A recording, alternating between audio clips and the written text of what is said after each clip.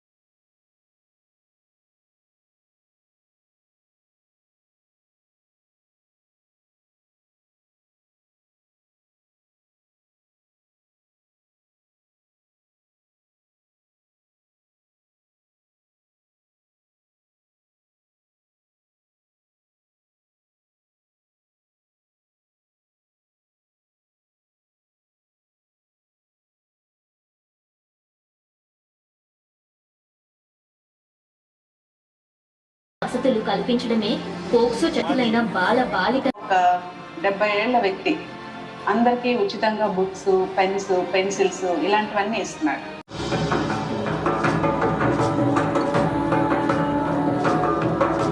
ఎందుకు భయపడుతున్నావు?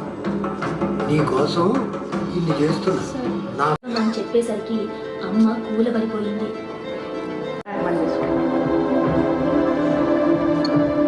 భయపడకుండా చెప్పు. ట్యూషన్ సార్ అమ్మ నేను అక్కడికి వెళ్ళి ఈ లెటర్ చూపిస్తే నేను జాయిన్ చేసుకుంటాను. హాస్టల్ ఫెసిలిటీ కూడా ఇస్తాను. ఉంది. ఉచిత న్యాయ సహాయం కానివ్వండి, చట్టాలపైన ఏమైనా మీకు డౌట్స్ ఉంటే మీరు అడిగి అక్కడ తెలుసుకోవచ్చు. నేటి ఆదర్శ పౌరులు నా ప్యాంట్ విప్పాడు అని చెప్తున్నాడు, కానీ అక్కడికి వచ్చిన తర్వాత ఇంకా తర్వాత చెప్పడానికి ఆ బాబుకు కూడా చేత కావట్లేదు. అంటే కూడా లాస్ట్ పర్సన్ వరకు మోటివేట్ చేసి వాళ్ళ పిల్లల్ని చదువు వైపు మళ్లించే ప్రయత్నం మేము చేస్తున్నాం. గిరిజన గ్రామాల్లో మూఢనమ్మకాలతో ఆడపిల్లల్ని బాల్య వివాహాలు చేసి అంధకారంలో నెట్టే ఆ ఆచారం మాసిపోయే రోజులు వచ్చాయన్న నమ్మకం కలిగింది. మా గిరిజన గ్రామాలు మన న్యాయ సేవాధికార సంస్థకి అదేవిధంగా పబ్లిక్లో ఖచ్చితంగా ఏదైతే మనకి యాక్ట్స్ అనేవి ఉన్నాయో ప్రజలకి ఉపయోగపడేవి, సో వీటి గురించి పబ్లిక్లో చాలా తక్కువ అవగాహన ఉంది అనే ఉద్దేశంతో ఈ షార్ట్ ఫిల్మ్స్ అనేది తీయడం జరిగింది. సో దీంట్లో మనకి డిఫరెంట్ కన్సర్న్ డిపార్ట్మెంట్స్ అదేవిధంగా అఫీషియల్స్ అందరూ కూడా పార్టిసిపేట్ చేయడం జరిగింది. సో మనకి సాయి ప్రసాద్ గారు కూడా చెప్పేది ఏమంటే ఇవన్నీ కూడా మనకి ఫ్రీగా, అంటే ఫ్రీ యాక్సెస్ యూట్యూబ్ ఛానల్స్ ద్వారా కూడా అందరికీ, పబ్లిక్ అందరికి కూడా ఇది యాక్సెస్లో ఉంచడం జరుగుతుంది. సో దట్ ఎవరైనా కూడా దీన్ని వాచ్ చేయొచ్చు. సో మనకి మన జిల్లాలో ముఖ్యంగా మన స్టేట్లో కూడా ఇది స్టేట్ లెవెల్లో లాంచ్ అయింది. ఇది మన జిల్లాలో ఫిల్మ్ చేయడము, ముఖ్యంగా మన ఆఫీసర్స్ అందరూ కూడా మంచి కమిట్మెంట్తో దీంట్లో పాల్గొనడం అనేది చాలా అభినందించాల్సిన విషయము. ఇంత కష్టపడి ఇన్ని ఇనిషియేటివ్స్ తీసుకుంటున్నారు. వీటన్నిటిని కూడా ప్రజల్లో రీచ్ అయ్యే విధంగా కూడా మనము ఖచ్చితంగా చర్యలు తీసుకుంటామని తెలియజేస్తూ ఈ కార్యక్రమాన్ని ఇన్వైట్ చేసినందుకు విజయ మేడం గారికి కృతజ్ఞతలు. Thank you. First regional launch అనేది మన నిజామాబాద్లోనే స్టార్ట్ చేయడం జరుగుతుంది. ఇక్కడ నుంచే రీజనల్ లాంచ్ అనేది స్టార్ట్ అవుతుంది. సో ఈరోజు మనకి ఈ షార్ట్ ఫిల్మ్ అనేది ఇక్కడ థియేటర్లో ప్రజెంట్ చేయడం జరుగుతుంది. సో మనకి ఈ థియేటర్ ఇచ్చి, అంటే ఇక్కడ షార్ట్ ఫిల్మ్ ప్లే చేయడానికి మనకి థియేటర్ ఇచ్చి సహకరించిన theatre owners madam and sir ఇద్దరికి నేను స్పెషల్ థ్యాంక్స్ చెప్తున్నాను. ఎందుకంటే వాళ్ళు కూడా రాత్రంతా కూడా ఈ థియేటర్లో ఈ డౌన్లోడింగ్ ఇదంతా చేయడం జరిగింది. సో అలాగే ఈ ప్రోగ్రామ్కి అప్పుడు షూటింగ్ అప్పుడు కూడా అంటే షార్ట్ ఫిల్మ్ తీసేటప్పుడు కూడా కలెక్టర్ గారి నుంచి కానివ్వండి, కమిషనర్ గారి నుంచి కానివ్వండి, డిస్ట్రిక్ట్ అడ్మినిస్ట్రేషన్ అంటే మొత్తం జిల్లా నుంచి అలాగే మన ప్రతిమారాజు మేడం కానివ్వండి, ఎవరైతే మేము సపోర్ట్ అడిగామో అందరి దగ్గర నుంచి చాలా మంచి సపోర్ట్ వచ్చింది. దానివల్లే ఈ ఫిల్మ్ చాలా బాగా వచ్చిందని అందరూ అంటున్నారు. అంటే పూర్తి ఫిల్మ్ మేము కూడా ఇంకా చూడలేదు, ఇదే ఫస్ట్. ఆ 15 minutes షార్ట్ ఫిల్మ్ ఏదైతే ఉందో అది ఇప్పుడే మీతో కలిసి మేమందరం కూడా చూడబోతున్నాము. ఫిల్మ్ అయితే చాలా బాగా వచ్చింది అంటున్నారు. ఈ ఫిల్మ్ని అంటే అన్ని థియేటర్స్లో స్ప్రెడ్ చేసి విక్టిమ్స్ అంటే పిల్లలు ఎవరైతే ఉన్నారో పిల్లలకి, తల్లిదండ్రులకి అందరికీ అవగాహన కల్పించడం కోసమే ఈ షార్ట్ ఫిల్మ్స్ అన్ని తీయడం జరిగింది.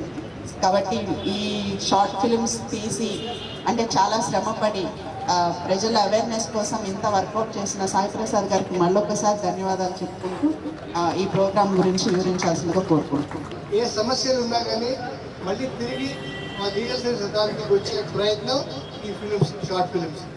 నా జర్నీ ఈ లీగల్ సర్వీస్ అథారిటీతో 15 ఏళ్ళగా పైన ఉంది ఇక్కడ. సో నాకు చాలా విషయాలు లోనుగా తెలుసు కాబట్టి దీన్ని ఎంత ఎఫర్ట్ చేసి ఇంకా ఫర్దర్గా పబ్లిక్లో తీసుకుపోయే బాధ్యత అందరికీ ఉంది. పర్టికులర్లీ నేను మీడియాలో ఉన్నాను 45 yearsగా.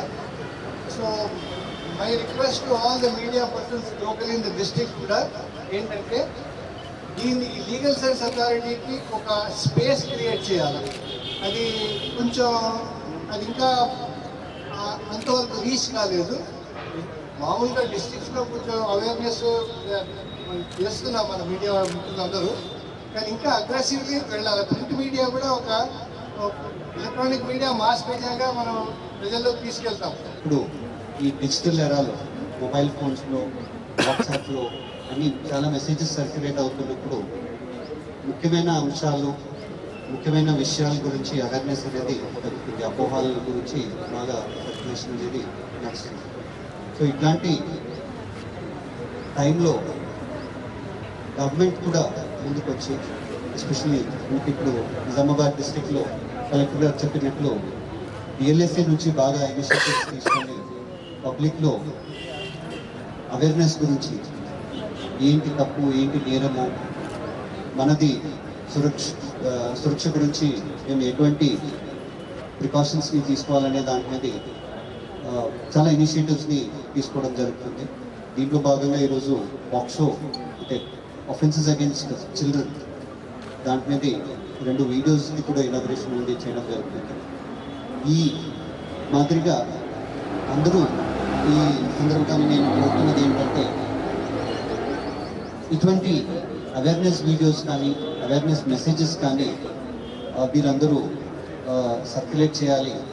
మీరు సర్క్యులేషన్లో ఉన్నటువంటి మెసేజెస్లో అపోహాలు, తర్వాత ఈ ఫాల్స్ ఫ్యాక్ట్స్ అనేటువంటి మెసేజెస్ని గుర్తించి అటువంటి దాని మీద దృష్టి పెట్టకుండా ఈ అవేర్నెస్ ఉన్నటువంటి మెసేజెస్ని సర్క్యులేట్ చేసుకోవాలని ఈ సందర్భంగా కోరుతూ నేను డిస్ట్రిక్ట్ జ్యుడిషియరీ అందరికీ, డిఎల్ఎస్ఏ మేడం గారికి ఇటువంటి ఇనిషియేటివ్స్ తీసుకున్నందుకు నేను ధన్యవాదాలని తెలియజేస్తున్నాను.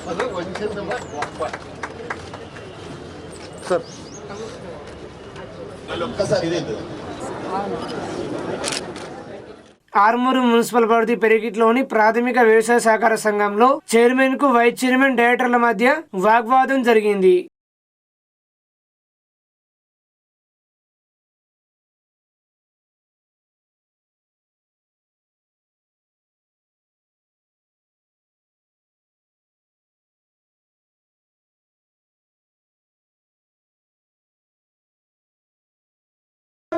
ఇది 4 ఏళ్ల నుంచి అవినాభావ సంబంధం ఉన్నాయి కదా ఇద్దరికి. ఒక్క రూపాయి ఇవ్వాలని ఛాన్స్ ఉన్నది. నిన్ననే మొత్తం బోర్లేసి రోజు మాకి మొత్తం బోర్లేసి బోర్లేస్తేనే లాస్ట్ కార్ దాకా వచ్చింది. అది సేట్ ఎంత అగ్రిమెంట్ ఎంత రేట్ కాదు 1250 ఒక్క వేల 1250 1500 సంచులు ఆయన వచ్చిండు. వేరే దగ్గర టెస్ట్ చేసిరు, అట్లాంటి మందులు అమ్మకుండా కంపెనీ మంచిది కాదని క్లోజ్ చేసినాం. తెలిసింది కదా, తెలిసినప్పుడు కంప్లైంట్ ఎందుకు రాదు? రైతు ఎంత నష్టపోయారు. ఆ సంవత్సరంలో వడ్డీలో లేవు, పసుపు రాలేదు, ఏ పంటలు రాలేదు.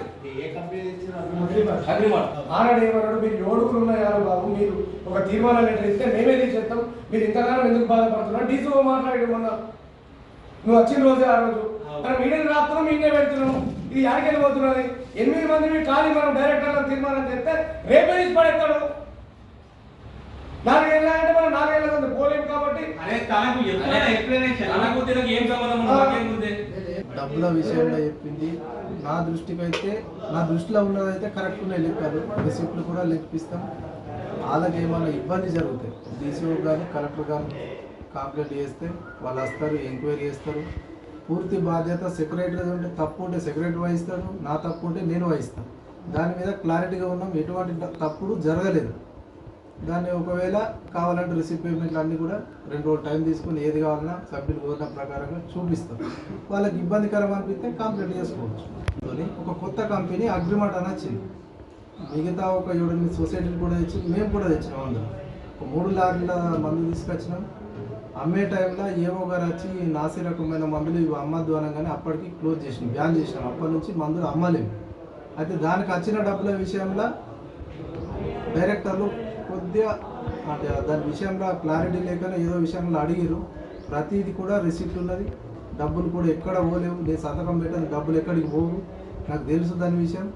సెక్రటరీ గారితో మాట్లాడి ప్రతి దానికి రిసిప్ట్ చూపిస్తాం. వాళ్ళకి ఏమైనా ఇబ్బంది ఉంటే కలెక్టర్ కానీ డీసీఓ కానీ కంప్లైంట్ చేసి పూర్తి సమాచారం కోరవచ్చు.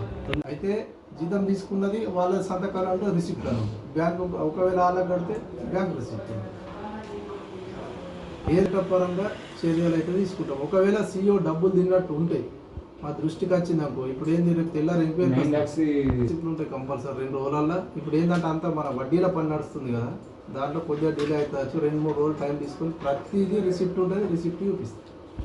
నేను చేసిన డీసీఓ గారు వచ్చి నువ్వు తప్పు చేసినావు, ఈ డబ్బులు తిన్నావంటే ప్రతిదానికి బాధ్యత వహిస్తాను. ఒక్క మాట మీద నిలబడి చైర్మన్ కానీ డీసీ మన సీఈఓ గౌస్ గారిని కానీ మేము ప్రశ్నించిన విషయం ఏంటంటే, ఈ అగ్రిమార్ట్ కంపెనీకి చెందిన 1500 బస్తాలు మేము కొనడం జరిగింది. అంటే మాకు తెలియకుండానే వాళ్ళిద్దరు కలిసి నిర్ణయం తీసుకొని ఈ కంపెనీ అగ్రిమార్ట్ కంపెనీ అనేది ఎవరికి ఎక్కడుందో కూడా మాకైతే తెలియదు. మరి మన తెలంగాణ రాష్ట్రంలో కూడా ఎవరికైనా తెలుసో తెలియదు. ఈ కంపెనీకి దాదాపుగా 16,25,000 రూపాయలు పేమెంట్ చేసి 1500 బ్యాగులు కొన్నారు. దాన్ని అమ్మగా మనకు 18,25,000 పేమెంట్ అయితే అంటే 2 లక్షల రూపాయల కమిషన్ వస్తుంది.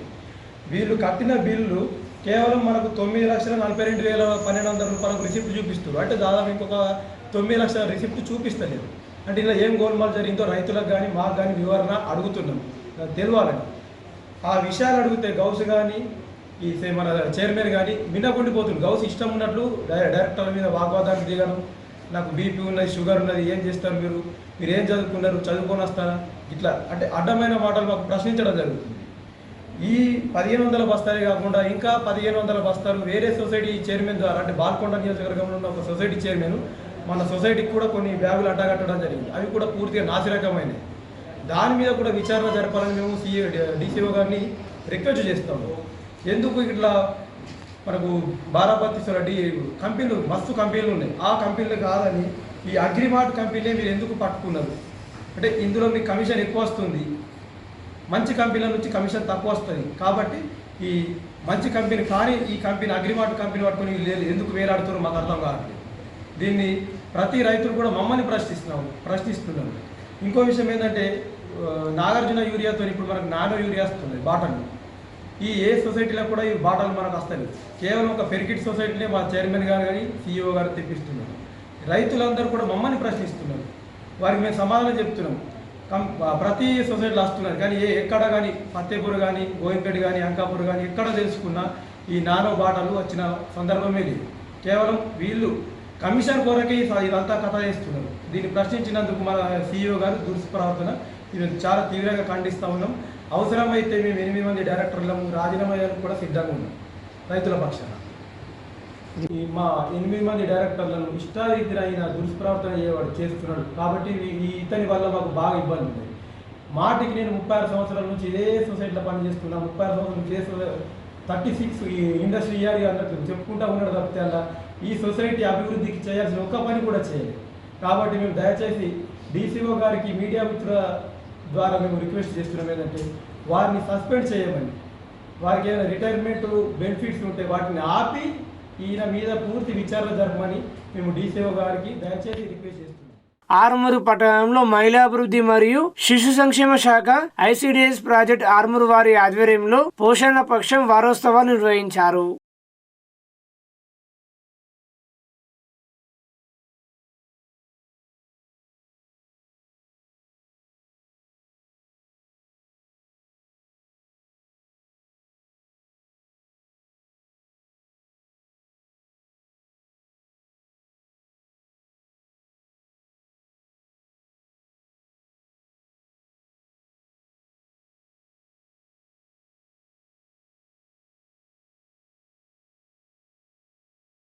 సర్వే ఏదైతే ఉందో అది అప్డేట్ చేయండి. పోషణ పక్షం సంబంధించిన యాప్స్ ఏమైనా అప్డేట్ చేయండి. మన జిల్లాలో స్టేట్ మొత్తంలో చూడండి, మనం ఏ రేట్లో ఉన్నాం చూసారు మీరంతా. రాంబాబు పెట్టాడు, చెప్పగలరా సూపర్వైజర్స్ ఏ రేట్లో ఉన్నారు మన జిల్లా? నిజామాబాద్ 22 ర్యాంక్లో ఉన్నాం. 33 జిల్లాలో 22. సో వినడానికి బాగా ఉంది. 47% ఉన్నాం మనం నిజామాబాద్. అయితే ఫస్ట్ వచ్చింది ఎవరు? నల్గొండ, నాగర్ కర్నూలు అన్న డెవలప్డ్ మండలమా, డెవలప్డ్ జిల్లానా? అక్కడ ట్రైబల్స్ ఎక్కువ ఉంటారు, వాళ్ళు ఫస్ట్లో ఉన్నారు. మీరు చేయలేదా? ఇంకా తెలుగు వాళ్ళు, చదువుకున్న వాళ్ళు, ఎడ్యుకేషన్లో రిచ్, ఫర్టిలిటీలో రిచ్, మంచి సంపదలో రిచ్. మీరు ఆర్మూర్ అంటే చదువుల్లో తెలివితేటలో రిచ్ ఉన్నారు. అట్లాంటప్పుడు మనం ఎందుకు కాకూడదు? కనీసం 5 ర్యాంకుల్లో ఇంకా హైకోర్టులో నిల్లున్నాయి మీకు. సాటర్డే అండ్ దాని తర్వాత ఒక 3 వర్కింగ్ డేస్ ఉన్నాయి. ఖచ్చితంగా 3 వర్కింగ్ డేస్ కంప్లీట్ అయ్యేసరికి అందరూ అప్డేట్ చేసి మీరు మీ ఫోన్లో అసలు పని చేయకుండా మీ పర్సనల్ ఫోన్లో వేసుకున్నా అప్డేట్ చేయండి. మీకు ఏదైనా అత్యవసరం వచ్చింది, మీరు మీ బిడ్డలు చేయాల్సి వచ్చింది, ఏదో అత్యవసరం ఉంటే ఏం చేస్తారు? ఏదో ఫోన్లో వేసి సమాచారం అందించే ప్రయత్నం చేయరా? చెప్పండి, చేస్తారా చేయరా? మరి సర్వేలు చేయరు, సర్వేలు కంప్లీట్ చేయరు, డ్యూటీ యాక్టివిటీస్ ఏమీ చేయరు. యాజ్ లాంగ్ యాజ్ అంగన్వాడీ టీచర్గా ఉంటే మనము డ్యూటీస్ కూడా అప్డేట్ చేయాల్సి వస్తుంది. కానీ చేసేటప్పుడు అన్న తప్పులు ఏమైనా ఇబ్బందులు ఉంటే నేను మీ సిటీ పోస్ట్కి ఇచ్చాము, మీ మేడం పంపారు నాకు. ఇంకా కూడా కొన్ని ప్రాజెక్టుల నుంచి వచ్చేది ఉంది. నాకు ఈ స్కీమ్తో ఈ ప్రాబ్లం నాకు ఇంత హెచ్పి పెంచాలి అని చెప్పి మీరు అడిగారు. అది కూడా నేను హెచ్ఓడికి పంపిస్తున్నాను. ఆల్రెడీ మీరు ధర్నా ముందు పెట్టిన లెటర్ కూడా నేను హెచ్ఓడికి పంపాను. ఇది కూడా పంపిస్తాను. ఇది కూడా నేను అప్డేట్ చేయడానికి నేను ప్రయత్నం చేస్తాను. బట్ థింగ్ ఇస్ వర్క్ ఆగకూడదు. వర్క్ పని నడవాల్సిందే. ఏమైనా ఇబ్బందులు ఉంటే ఇబ్బందులు మనము పై అధికారులకి తెలియజేయాల్సిందే. సో ఎందుకని నాకు ఈ అవకాశం ఇచ్చినటువంటి మన సిడిపో గారికి అందరికీ కూడా ప్రత్యేకమైన ధన్యవాదాలు. ఈ కార్యక్రమము పోషణ పక్షం సక్సెస్ఫుల్గా చేశారు. At the same time pre school పిల్లలు కూడా పిలిచారు కాబట్టి ఇప్పుడు పిల్లలు తీసుకుని వెళ్ళండి, వాళ్ళకి భోజనం పెట్టండి. ముఖ్యంగా ఈ ఆకుకూరల గురించి వాటి యొక్క దీని గురించి ఏమైనా చెప్తే మన టీచర్లు చెప్తే బాగుంది. సూచనలు పాటిస్తూ మీరంతా కూడా ఏ అంటే ఆటపాటు కాకుండా ఏ అంటే అంగన్వాడీ కూడా అనుకోండి. సో మీరు ప్రతి దాంట్లో కూడా ఎవరి స్థానంలో ఉండాలి డెఫినెట్గా. ఇంకా విషయం ఏంటంటే మిమ్మల్ని చాలా రోజులు చర్చలో పెడదాం అనుకుంటున్నాను. ఈరోజు అవకాశం వచ్చింది. నేను ఇప్పటికీ చేరి 1 month అవుతుంది. ఎస్పెషల్ ఇక్కడికి వచ్చేసి 1 month నుంచి కూడా ఏదో కార్యక్రమంలో మిమ్మల్ని కలుగుతామని అనుకున్నాను. ఈరోజు ఆ అవకాశం వచ్చింది. మిమ్మల్ని అందరికీ ఈ కార్యక్రమం సందర్భంగా కలుసుకున్నందుకు నాకు కూడా చాలా సంతోషంగా ఉంది. మీకు నిజంగా చెప్పాలంటే ఒక మనిషి ఎదుగుదలకు చాలా ముఖ్యమైనది శిశు విద్య. ఆ శిశు విద్యను అందించేది మీరు. అంటే మీకు చాలా ఓపిక ఉంటుంది. ఆ ఓపిక అనేది ఇప్పుడు కూడా చూస్తాము. ప్రతి స్టేజ్లో కూడా మేము చూస్తూ ఉంటాము. వాస్తవానికి పిల్లల్ని ఎలా తీసుకోవాలనేది మీకంటే బాగా ఎవరికి తెలియదు. ఇంకా ఇప్పుడు మనం చెప్పినట్టు ఈ పోషకాహారం గురించి మనం విషయానికి వస్తే మాతా శిశు మరణాలు అనేది మనకి చాలా భిన్నంగా ఉన్నాయి మన దేశంలో. టెక్నాలజీ అభివృద్ధి చెందడం, విద్యావంతులు కావడం అనే అంశాలు ఈ మాతా శిశు మరణాలలోకి తోడ్పడ్డాయి. అలాగే ప్రభుత్వ సహకారం ఇంతకుముందు కంటే కూడా ఇప్పుడు చాలా ఎక్కువ ఉంది.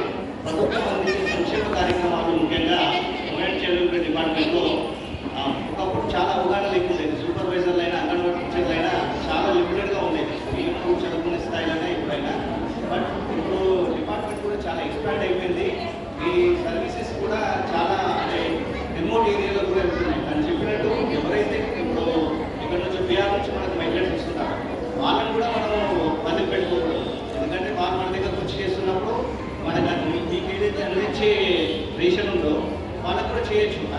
విషయం కాదు, మన దృష్టికి రాకపోవడం వల్ల అలాంటి ఇష్యూ జరుగుతున్నాయి తప్ప అందివ్వకపోవడం అనేది మన కాన్సెప్ట్ కాదు, మన లక్ష్యం కూడా కాదు. ఎంతమందికి వీలైతే అంతమందికి చేయడానికి ప్రభుత్వం ఉంది కూడా. మీరు ఒకటి ఏంటంటే వాళ్ళని గుర్తించడము, వాళ్ళను నమోదు చేయడము, అలా ఎవరైతే ప్రెగ్నెంట్ ఉమెన్స్ ఉన్నారో పిల్లలు ఉన్నారో వాళ్ళని చూసి వాళ్ళని కూడా ఎడ్యుకేషన్ అంటే మన దగ్గరికి అంగన్వాడీ పరిధిలోకి చేర్చుకుని తీసుకురావడము, వాళ్ళకి రేషన్ ఇవ్వడము. అంటే వాస్తవానికి చెప్పాలంటేనే పోషకాలు మనము కొంచెం వీక్గా ఉంటారు వాస్తవానికి. వాళ్ళు బయట డిచ్పల్లిలోని తెలంగాణ విశ్వవిద్యాలయంలో ఆర్ట్స్ కాలేజీ సెమినార్ హాలులో పీడీఎస్యు పీవైఎల్ జిల్లా కమిటీ ఆధ్వర్యంలో కామ్రేడ్ భగత్ సింగ్ వర్ధంతి సందర్భంగా పీడీఎస్యు జిల్లా ప్రధాన కార్యదర్శి డాక్టర్ కరక గణేష్ అధ్యక్షతన సదస్సు నిర్వహించారు.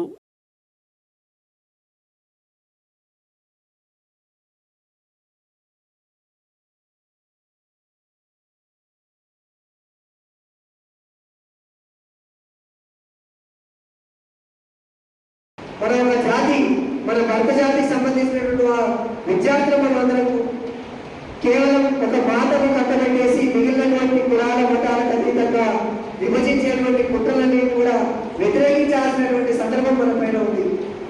ఇప్పుడు అసలే ఇందాక సార్ వాళ్ళు అనేక విషయాలు చెప్పారు, ఉండేసరిగ్గా మీకు కూలంకుషంగా చెప్పారు. ఈ భారతదేశంలో కేంద్రంలో అధికారంలో ఉన్నటువంటి నరేంద్ర మోడీ పరిపాలన ఏ విధంగా ఉంది, మనకు ముందున్నటువంటి సవాళ్ళు ఏ విధంగా ఉన్నాయి. నిన్న నిర్వహించినటువంటి వ్యాసరచన పోటీలలో మీరందరూ కూడా చాలా మంది అనేక విషయాలు రాశారు. వాటిని చూస్తూ ఉంటే విద్యార్థుల్లో ఉన్నటువంటి చైతన్యం, వాళ్ళలో ఉన్నటువంటి పట్టుదల, ఈ భగత్ సింగ్ పైన ఉన్నటువంటి ప్రేమ అనేటువంటిది కనిపించింది. నిజంగా వాస్తవంగా ఉన్నటువంటి భగత్ సింగ్ పైన మనం ఉన్నటువంటి ప్రేమని, ఆప్యాయతని మనం అందరం కూడా మనం మదిలలో పెట్టుకోవడం మాత్రమే కాదు, దాన్ని విస్తరింపజేయాల్సినటువంటి అవసరం మన పైన ఉంది. మిత్రులారా, ఆర్గనైజ్ చేద్దామంటే ఇంకో రకమైన ఆర్గనైజేషన్లో నుంచి ఒక వ్యతిరేకత, ఒక చులకన భావం, ఇవన్నీ అధిగమించిండు. ఇవి అన్ని అధిగమించడానికి కారణం ఎవరంటే భగత్ సింగ్ వారసులుగా నేను కొనసాగాలనేది మనసులో ఉండడం వల్లనే ఈ కార్యక్రమం కార్యక్రమం మనం నలుగురు కూర్చోబెట్టడం, వ్యాసాలు రాయించడం, మాటలు చెప్పడం ఇదంతా అంత ఈజీ పని కానే కాదు. ఉన్నత విద్యను అభ్యసించుడు, ఒక ఫిజిక్స్లో ఒక డాక్టరేట్ సంపాదించుడు, ఈ సమాజంలో ఉండే మౌలిక సమస్యల మీద నేనెందుకు ఫైట్ చేయకూడదు, నేనెందుకు కాంప్రమైజ్ కావాలనే ఆ ఆలోచన పరంపర నుంచి ఎదుగొచ్చిన వ్యక్తి కరక గణేష్ అనే విషయాన్ని ఈ సందర్భంగా మీరు గుర్తుంచుకోవాల్సిన అవసరం. తన సాగుని కూడా తన సమాజం కోసం నేను చచ్చినా పర్వాలేదు కానీ నా సమాజాన్ని బతికిస్తానే ఒక బలమైన నమ్మకంతో పోరాటం చేసిన వ్యక్తి భగత్ సింగ్ గారు. అలాంటి భగత్ సింగ్ని మనం ఎప్పుడు కూడా ఒక ఆచరణలో పెట్టుకొని, ఒక నిత్య కార్యక్రమంలో ఒక రూపంలో పెట్టుకొని మనం కూడా పయనించేటప్పుడు మనం కూడా ఒక క్వశ్చన్ చేసి మనం కూడా మన మిత్రులతో పాటు కాకుండా సమాజంలో జరుగుతున్నటువంటి అన్యాయాన్ని ఎదిరించి న్యాయం వైపు పోరాటం చేస్తే బాగుంటుందని నేను తెలియజేస్తున్నాను. ఆర్మూరు మండలం మచ్చర్ల గ్రామంలో గ్రేస్ క్యాన్సర్ ఫౌండేషన్ సౌజన్యంతో ప్రజా సంఘాల ఆధ్వర్యంలో ఉచిత మెగా వైద్య శిబిరం నిర్వహించారు.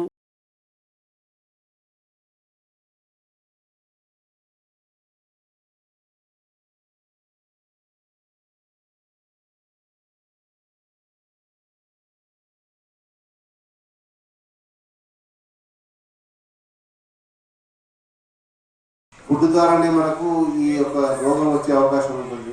ఊళ్ళల్లో జనరల్గా మరి ఎంతవరకు తెలుస్తుంది, అన్నం మాడిపోతే తింటే క్యాన్సర్ వస్తుంది అంటున్నారు. I don't know reason, doctor వీళ్ళు ఎక్స్ప్లెయిన్ మీకు చెప్తాడు. కానీ మనకు ఫుడ్ అనేది ఒక జనరల్గా మనము ఇష్టం వచ్చినట్టు ఫుడ్ తింటే మెడిసిన్ ఫుడ్ లాగా తీసుకోవాల్సి వస్తుంది. మనం ఇష్టం వచ్చిన బాడీ మొత్తం రోగాలంటే రోజు మెడిసిన్ను ఫుడ్ లాగా తీసుకోవాల్సి వస్తుంది. అదే మనం ఆరోగ్యం ఉండాలంటే ఫుడ్ను మెడిసిన్ లాగా తీసుకోవాలి. అదే మనం మంచి ఆరోగ్యం ఉండాలంటే మితంగా మిత ఆహారము, లేకపోతే ఫుడ్, అనవసరమైన ఫుడ్ తీసుకోవడం, అతిగా తీసుకోవడం అనేది ఈ చాలా మంది ఒక పుస్తకాలలో పొట్ట రోగాల పుట్ట అని అంటారు. మనకు అన్నిటి కారణం ఈ పొట్టనే. దీంట్లో ఏం వేస్తాం అనేది మనకేం ఆరోగ్యం ఇస్తాం అనేది చెప్తుంది. దీంట్లో అన్ని పడేసుకోవాలి. డస్ట్బిన్ మనం ఏది పడితే అంటే డస్ట్బిన్ లాగా అయిపోతుంది. లోపల డస్ట్బిన్ లాగా మనం మన సరిగ్గా జీర్ణశక్తి నశించిపోతుంది. లేకపోతే అజీర్తి కారణమవుతుంది. అందుకనే మనం ఆరోగ్యంగా ఉంటే చాలా మంచిది. ఇప్పుడు చాలా మంది గత పూర్వకాలంలో మనం చూస్తున్నాం మచ్చర్ల గ్రామంలో ఎక్కడ ఈ మచ్చర్ల గ్రామం అనే కాదు ఏ గ్రామంలో అని ప్రతి మిర్చికి మందులే, బెండకాయకి మందులే, దొండకాయకి మందులే, అన్నిటికీ మందులు వేసి పురుగుల మందు ఆ మందు ఈ మందు వేసి మనం పురుగులాగా కొట్టున్నాం. ఆ పురుగుల మనం ఆ మందు ఇంతకుముందు పెద్ద గట్టిగా ఉన్నాడు. చిన్నప్పటి మందులు పురుగుల మందు లేని ఆహారం, కల్తీ లేని ఆహారం పండించుకునే వాళ్ళం, కల్తీ లేని ఆహారం తినేవాళ్ళం. ఇంతకుముందు రాగులు, జొన్నలు, సజ్జలు తింటుంటే మేమంతా రాగులు, సజ్జలు, జొన్నలు తింటుంటాం ఫుడ్ లేక.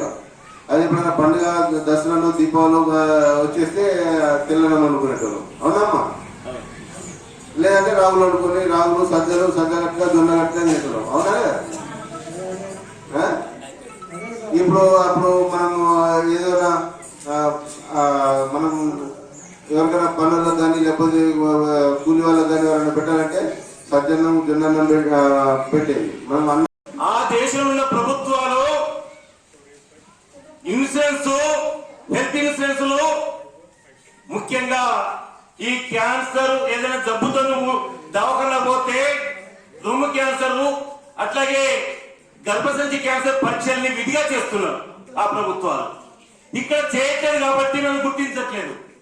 అందుకని అదొక ప్రమాదాన్ని ఆ దేశాలు గెలుస్తున్నాయి, మన దగ్గర మనం గెలవలేకపోతున్నాం. బడ్జెట్ లో వైద్యానికి విద్యా కేటాయింపుల్లో మన దగ్గర తక్కువ ఉంది, ఆ దేశంలో ఎక్కువ ఉంది. దీనికి కారణాన్ని మనం గుర్తించాలి అని చెప్పేసి నేను చెప్తున్న మాట కాదు, డాక్టర్ మోరీ దత్తాత్రేయ నారి అని చెప్పేసి అమెరికాలో ఈ క్యాన్సర్ మీద పెద్ద డాక్టరు, ఆయన చెన్నైలో వచ్చి ఉండి ఈ రోజు ఈ మాట మాట్లాడుతూ ఉన్నాడు. అంతేకాదు కరోనా జబ్బు వచ్చిందంటే గ్రామ పంచాయతీ రికార్డు చేసుకుంటారు, కరోనాతో చనిపోయిన గ్రామ పంచాయతీ రికార్డు చేసుకుంటారు. కానీ క్యాన్సర్ అనేది వస్తే మనం రికార్డు చేసి దేశాన్ని పంపిస్తే, మన రికార్డు ప్రభుత్వం పంపిస్తే ఇంతమంది క్యాన్సర్ ఉందని గుర్తించవచ్చు. అది జరగట్లేదు, ఇక్కడ లోపం జరుగుతూ ఉంది. దాన్ని కూడా మనం గమనించాలి. అట్లాగే ఇన్సూరెన్స్ వాళ్ళు, హెల్త్ ఇన్సూరెన్స్ క్యాన్సర్ జబ్బుని పరీక్ష చేయడానికి అన్నది ఇయ్యమని చెప్పాలి ఎవరికైనా కానీ. ఇవాళ పెద్ద సారు, సీనియర్ 40 ఏళ్ళ నుంచి అనుభవం ఉన్న సారు చెప్పిండు, 2 పరీక్షలు రొమ్ము క్యాన్సర్ సంబంధించింది, గర్భసంచికి సంబంధించి చేస్తే 10,000 నుంచి 12,000 రూపాయలు ఖర్చు అవుతుంది. ఇప్పుడు జరుగుతూ ఉన్నాయి ఉచితంగానే. అలాంటి క్యాన్సర్ జబ్బుల్ని ముందుగానే గుర్తిస్తే, ఫస్ట్ స్టేజ్లోనే గుర్తిస్తే మనం ఖచ్చితంగా బతుకుతాం 1 ఏళ్ళు. లేకపోతే ప్రమాదం అవుతుంది అని సార్ చెప్పారు. అది వాస్తవము. దీన్ని కూడా దృష్టిలో పెట్టుకోవాలి. ఈ నోటిఫై చేయాల్సిన అవసరం ఉంది. మనకన్నా చైనా కన్నా మన దేశం జనాభా ఎక్కువ ఉంది. మన దగ్గర 15 లక్షలు అంటున్నాం కాదు, లెక్కలు సరిగ్గా లేవు. చైనాలో 36 లక్షల మంది ఉంటే ఇప్పుడు తగ్గిపోయింది. అమెరికాలో ఒకనాడు 20 ఏళ్ల కింద క్యాన్సర్ ఫుల్ గా ఉండేది, లక్షల మంది ఉండేది. కానీ వాళ్ళు లేదు. ఎందుకు? అమెరికా వాళ్ళు నేను చెప్పినట్టుగా ఏ జబ్బుకైనా దవాఖానకు క్యాన్సర్ పరీక్ష ఖచ్చితంగా చేస్తారు. మన దగ్గర చేస్తున్నారా? చేయట్లేదు. పైసలు పెట్టుకోవాలంటే మన పరిస్థితి బాగాలేదు, పైసలు పెట్టుకోలేము. అందుకని గ్రేస్ క్యాన్సర్ ఫౌండేషన్ హైదరాబాద్ వారికి మచ్చర్ల గ్రామస్తుల తరఫున, మన ఏసీపీ సార్ తరఫున, మన అందరి తరఫున అభినందన తెలియజేస్తున్న. ఒక్కసారి సపోర్ట్ ద్వారా వారికి అభినందన తెలియజేద్దాం. ఆర్మూరు పట్టణంలోని ఆనంద్ పిల్లల ఆసుపత్రిలో వైద్యం వికటించి సంవత్సరం బాలుడు మృతి చెందాడు. ఆర్మూరు మండలం అంకాపు గ్రామానికి చెందిన నీలం మహేందర్ గంగాల 2వ కుమారుడు వికాస్ అస్వస్థతకు గురయ్యాడు. విషయం గమనించిన తల్లిదండ్రులు ఆర్మూరు పట్టణంలోని ఆనంద్ పిల్లల ఆసుపత్రికి తరలించారు. పిల్లల వైద్య నిపుణులు ఆనంద్ కుమార్ బాలుడి ఆరోగ్య పరిస్థితిపై వైద్య పరీక్ష నిర్వహించి వైద్యం ప్రారంభించి వైద్యుడు బయటకు వెళ్లిపోయాడు. అనంతరం బాలుడి పరిస్థితి విషమించడంతో కుటుంబ సభ్యులు నర్సుల దృష్టి తీసుకెళ్లారు. వైద్యుడు అందుబాటులో లేక లేకపోవడంతో స్థానిక నర్సులు ఇంజెక్షన్ చేయడంతో బాలుడి పరిస్థితి మరింత విషమించిందని తల్లిదండ్రులు తెలిపారు. ఇంజెక్షన్ వికటించి తన కొడుకు మృతి చెందాడని తల్లిదండ్రులు ఆవేదన వ్యక్తం చేశారు. నిర్లక్ష్యం వహించిన వైద్యుడిపై చర్యలు తీసుకోవాలని కుటుంబ సభ్యులు డిమాండ్ చేశారు. ఆసుపత్రి ఎదుట మృతుడి కుటుంబ సభ్యులు ఆందోళనకు దిగారు. సంఘటన స్థలానికి ఆగమూరు పోలీసులు చేరుకొని పరిస్థితి తెలుసుకుని కుటుంబానికి న్యాయం జరిగేలా చూస్తామని తెలిపారు. ఇవాళ పొద్దుగానే కొంచెము స్నానం చేసిండు. స్నానం చేసినాకనే కొంచెం ఇటు కళ్ళు కొంచెం ఇటు చేసిండు. అరే గిటే ఏమంటే ఏమే అని చెప్పి 2 నిమిషాల్లో 3 నిమిషాల్లో తీసుకుని ఇక్కడికి రానిచ్చాను. దవాఖానకు తెచ్చినాం, సత్ హాస్పిటల్కి తెచ్చినాం. అక్కడ సత్ హాస్పిటల్కి తెచ్చిన అక్కడ సత్ హాస్పిటల్లో సార్ లేడు. ఆ సార్ ఉన్నమడితేనా మా మనమడి వాళ్ళ చచ్చిపోయేటోడు కాడు. సత్ హాస్పిటల్లో సార్ ఉంటే మా మనమడు చచ్చిపోయేటోడు కాడు. అక్కడ తీసుకుపోయే వాళ్ళకి ఏమైంది, మా సార్ లేడు. ఇక్కడ వెళ్ళిండట, హైదరాబాద్ వెళ్ళిండో వెళ్ళిండో తెలియదు. ఆ సార్ ఈ సార్కు ఫోన్ చేసాం. ఆయనతో ఒక పొల్లగాడిని ఇచ్చి తోలెత్తే అయితే మేము ఈడికి వచ్చినాం. ఈడికి వచ్చిన కూడా మంచిగా వచ్చిండు. సార్ వచ్చిండు, చూసిండు. ఈ డాక్టర్ సార్ చూసిండు, చేసిండు, మంచిగా చూసి అయితే మీరు నిజామాబాద్ పోతారా మరి అన్నారు. పొమ్మట పోతారు సార్ అన్న. అన్నవరకల్లా బాగా చూసి జరా 1 నిమిషం ఆగు నువ్వు అని ఆయన ఏదేదో సూది వీధి అయితే గ్లూకోజ్ పెట్టిండు. పెట్టే వరకల్లా ఆడుకుని మిట్టగిట్ట చూసినోడు లేచి మంచిగా చూడబట్టే మంచిగా అటు మసాలా బట్టి ఆడబట్టే నాది కచ్చే దీని బెడ్ కిరాయి రోజుకు 3000 సిద్ధమున్నారా మీరు కట్టాలి కానీ కడతాం. 3000 అయితే 3000 కడతామని. మరి 3000 ఇవి మీరు 4000 అడ్వాన్స్ పెట్టాలి మేడం ముందు అని. సరే పెడతాం అని 4000 అడ్వాన్స్ పెట్టినాము. 4000 అడ్వాన్స్ పెట్టినాము. ఈ బెడ్ కిరాయి కట్టుకుంటామన్నాము. ఈ దవాఖానలో ఏమేమో తీసుకొచ్చారు, సూదులు వీధులు అవి ఇవి ఆ ఖర్చు కట్టుకున్నాము. ఇవన్నీ అయిన తర్వాత ఆయన సార్ ఏం చేసిండు, ఇక అప్పటికి మనమని లేచిపోతే అటు మంచిగా ఆడుతున్నాడు. ఇక ఆడుతున్నాడు, చేతులు మీకు లేపుతున్నాడు. లేపిన కొద్ది వీడికి ఏం కాదు, ఇక మీరు ఎక్కడ హైదరాబాద్ నిజామాబాద్ అని మేము చెప్పినాం కానీ ఎక్కడ పోకుంటే మాది ఖర్చే అని కూడా అన్నాడు. సరే సార్ మరి 10 రూపాయలు పోతే కనుక మనం బతకాల. అక్కడ సరే బతికిద్దాం ఏం కాదు మాది ఖర్చు అని చెప్పి అన్నాడు. అన్న అక్కడ స్టేషన్ అక్కడికి పోయేప్పటికి సార్ ఇక్కడికి వెళ్ళండి. ఇక ఎటు పోయిండో తెలియదు, మనం చూస్తామా. ఇక అప్పటికి ఇక మనమడికి ఒక గ్లూకోజ్ చెప్తున్నది, ద్రోణులు సూదిలో ఉన్నది, అది చెప్తున్నది. ఎక్కగానే ఇక ఎక్కడో అక్కడ పోయిండు. ఎక్కడో అక్కడ పోయే వరకల్లా మనమడికి అది ఏమైంది ఏం కథను. ఇక కొంచెం అటు చేయబట్టి అప్పటికి ఎటు చేసే వరకల్లా అమ్మ అని ఎంత పిలిచా కానీ ఒక్కోళ్ళు కూడా లేరు. ఇక ఒక్కోళ్ళు కూడా లేరు. వీడు ఒక్క పొల్ల కూర్చున్నది. అరే ఏమైందమ్మ గిడగానం పొల్లవాడికి ఎటు చేస్తున్నాడు. ఇవన్నిటికీ మేము సంతకం చేస్తే మీ తండ్రి సంతకం చేసే నేను తాతని నీ సంతకం చేస్తే ఇది ఏందమ్మా మీరు అత్తలేరు చేతలేరు అంటే ఆ పొల్ల పోయి ఇంకో పొల్ల చెప్పింది. చెప్పవరకల్లా ఆ పొల్ల పోయింది. ఏందో ఏమో సూది తీసుకున్నది, వచ్చింది దీనిలో సూది కూర్చుంది, సూది ఇచ్చింది, బారికి వెళ్ళింది. బస్ కథం. ఇక పిల్లవాడిగా కథం పని అట్లనే ఇక పడిపోయాడు. ఇక పండిపోయే వరకల్లా సార్కి అప్పుడు వచ్చేసాడు. వచ్చేసి ఆత్మీయ చేతి పెట్టి ఒత్తి అడ్డొత్తే ఇటొత్తే ఒత్తి ఇక అప్పుడు ఇక మేము చేసినా అక్కడికి చేసినాము. పాప చచ్చిపోయాడు, తీసుకుపోయినాడు మట్టి.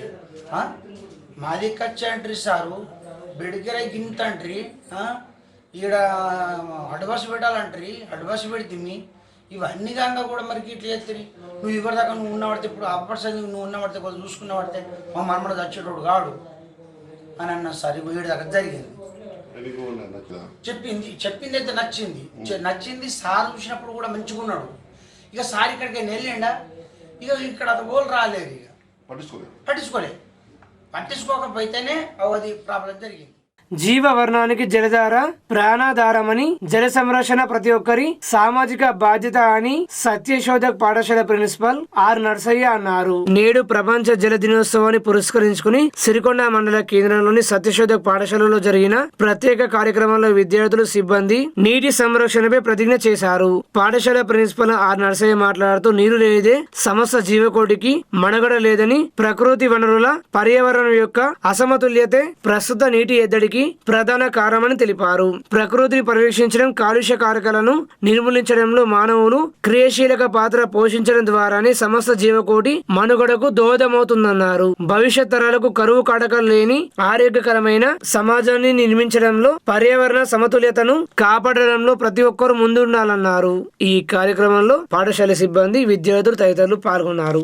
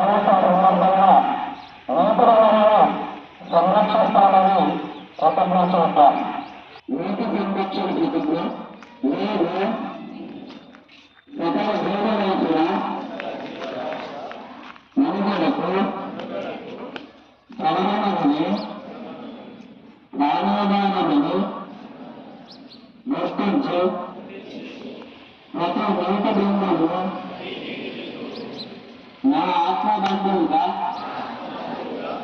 భావించి నీటి పొదుపులో భాగస్వామి అవుతానని, ఒక్క నీటి బిందువును కూడా వృధా చేయనని, భావితరాల భవిష్యత్తు కోసం జల సంరక్షణకు నా వంతు కృషి చేస్తూ కన్నునవుతా రాష్ట్ర నిర్మాణం కోసం